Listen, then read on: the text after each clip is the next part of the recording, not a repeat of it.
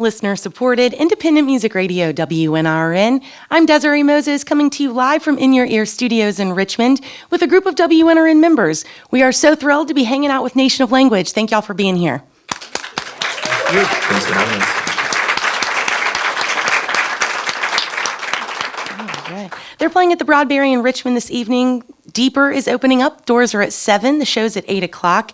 This band has released 4 albums in 5 years. The latest is their debut on Sub Pop Records, Dance Called Memory. We've enjoyed spinning it on WNRN, and we're looking forward to hearing some selections from it today. What would y'all like to start off with? We'll start with a song called Under the Water.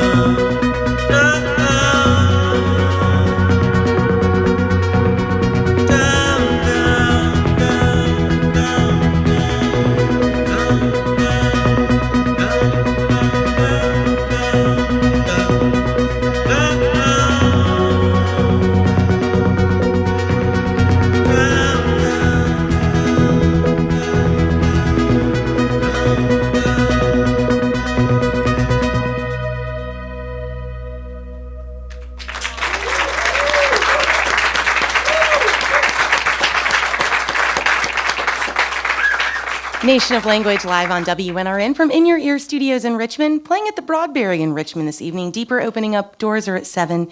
The show's at 8 o'clock. The new album is Dance Called Memory. Before we go any further, would all of y'all mind introducing yourselves so everybody in Radioland knows who's speaking? Sure, I'm Aiden. I play the synthesizer. I'm Ian, and I just ran out of batteries in my wireless bag. I'm Alex, and I play bass. So I'd like to start off, Ian, I had seen a quote from you actually in an interview that you did a couple years back with Stereo Gum that said that you all take an analog approach to recording synthesizers. And I loved that idea and was wondering if you could unpack that a little bit more for us. Yeah, I mean, I think, we don't like record to tape or anything, but I think, it's much more fun for me, at least personally, when you're making synthesized sounds to have all the knobs and switches and everything at your fingertips in a world that is increasingly sort of like touch screen. It's really satisfying to actually hear the sounds changing as you're manipulating things. And so, yeah, I think just kind of keeping that physicality in mind when we're recording is, we love to, like, the great thing about these instruments is you can just flip a switch and all of a sudden something crazy is happening and you're not sure exactly what it's going to be. And so it keeps the recording experience and the live experience just that much more fun and unpredictable. You all have mentioned bands like New Order and Kraftwerk as kind of being touchstones of your influences, and obviously what you all are doing is different than what those bands did. How did you take that sonic foundation and adapt it to forge your own ethos or approach when you all were coming to make your music? I think we borrow from the textures, especially of like Kraftwerk. I think they in particular are a band where all of their choices for percussion and for synth sounds just kind of make my brain buzz in the right kind of way. But, because we have all of the decades since then sort of informing how we experience music and how we write music, I think it does sort of filter out into something else. Us coming up in like the era of sort of like 2000s and 2010s indie rock and listening to a lot of 90s punk bands, things like that, it ends up sort of forming its own world that I think we certainly don't really sound like Kraftwerk, but try as I might. Nation of Language live on WNRN. They're playing at the Broadberry in Richmond tonight. Deeper is opening up. The doors are at 7. The show's at 8 o'clock. We'd love it if you play another one for us. Absolutely.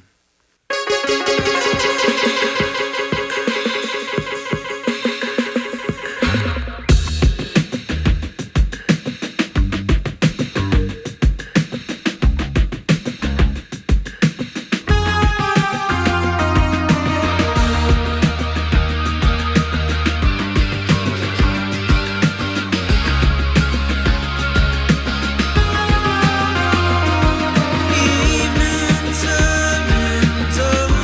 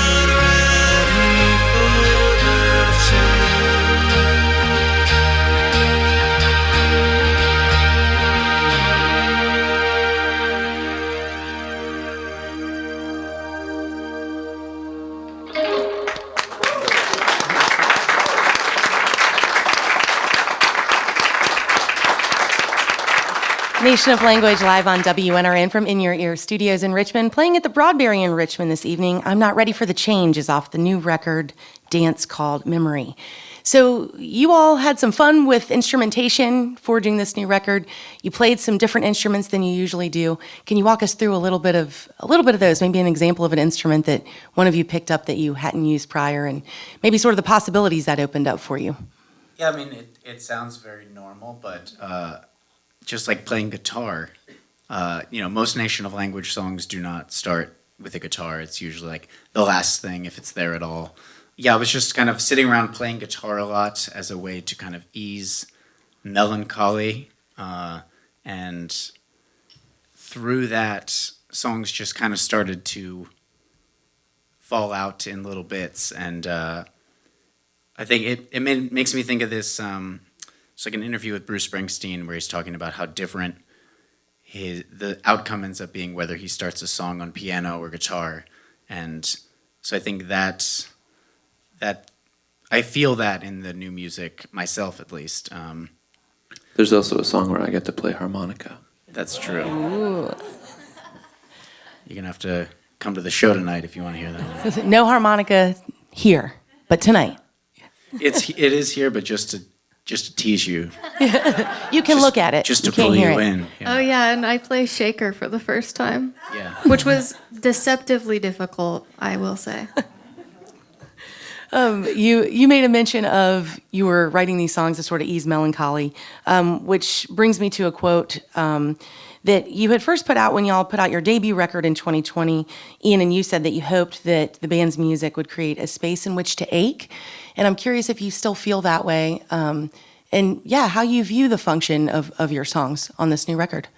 I think that does still hold true. I feel like the function of the songs on the record now, when it was being written, I was really just thinking about myself and my own personal malaise. But I think, once it's done and out in the world, then it does, you want people to be able to feel like they are not alone in their malaise.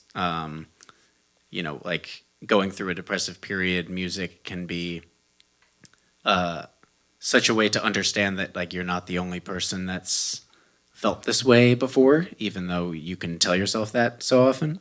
And so, yeah, just like giving someone a way to feel less alone, if I can, is a very rewarding experience. And it's one of my favorite things about playing shows is that we get to like gather people together, and The music becomes a conduit for community in a very special way. yeah. We're speaking with Nation of Language live on WNRN from In Your Ear Studios in Richmond. They're playing at the Broadberry this evening. The new album is Dance Called Memory. The album takes its title from a book of poetry by Anne Carson, and I'm curious, what about the particular poem where you took the title from called to you, and you felt it was fitting for the record? When we were looking for a title for the record, we were pouring through all of the lyrics of all of the songs, but each lyric we were thinking and proposing seemed too specific to the song itself and not of the overall album.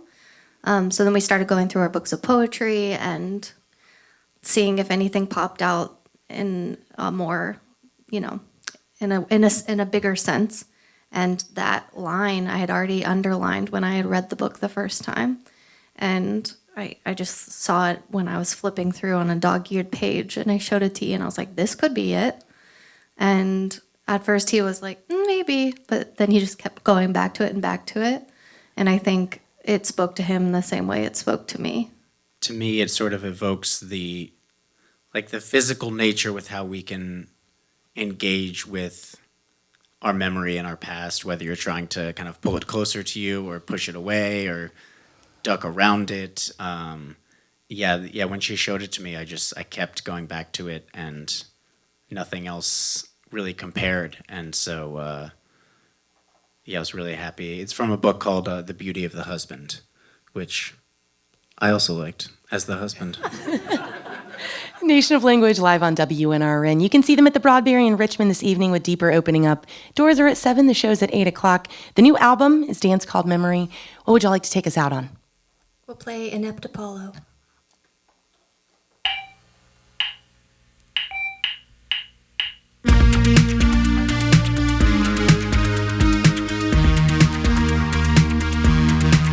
The debris, the decay, been left to follow. Some say that won't come over. Turn to me, turn away, standing up to follow.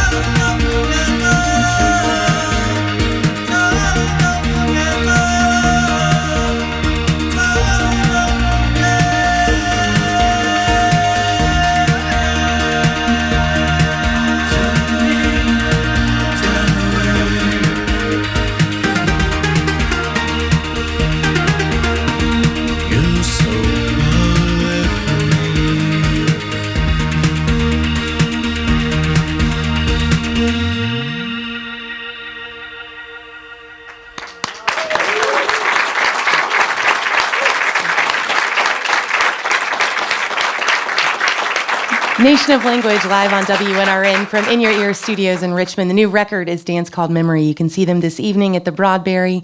Doors are at 7. The show's at 8 o'clock. Deeper's opening up. Thanks so much to my WNRN colleagues who are here, Maddie, Michael, and Liz. Thanks to the crew and staff at In Your Ear Studios. Thanks to our WNRN members and underwriters whose support makes sessions like this possible. For WNRN, I'm Desiré Moses. Thank you so much.